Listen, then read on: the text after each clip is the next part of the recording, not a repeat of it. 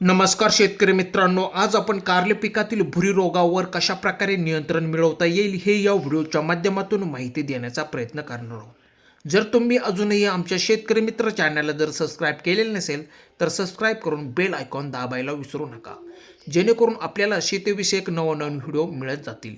Video पूर्ण बघावा जेणेकरून आपल्याला सर्व माहिती एकाच व्हिडिओद्वारे समजेल।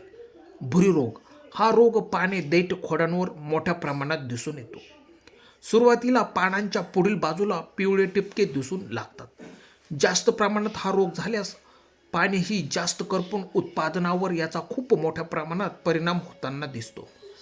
त्यामुळे तुम्ही कारले लागवड करताना विचारपूर्वक म्हणजेच चांगले रोगप्रतिकारक्षम वाणांची निवड करून लागवड करावी, जेणेकरून या भुरी रोगाची लागण लवकर होणार नाही।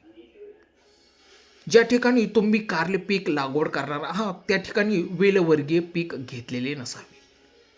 उदाहरणार्थ काकडी। मित्रांनो, ज्या ठिकाणी लागवड करणार आहात त्या ठिकाणी हवा खेळती राहावी याची काळजी घ्यावी आणि भुरी रोग झालेली पाने काढून टाकावीत।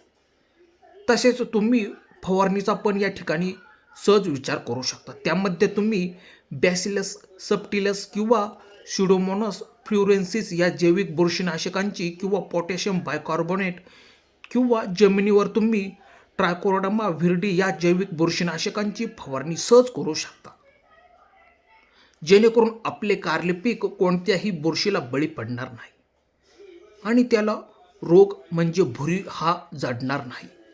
तर मित्रांनो, आशा करतो की तुम्हाला व्हिडिओ आवडला असेल।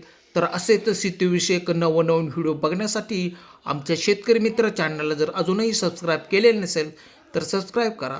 धन्यवाद शेतकरी मित्रांनो।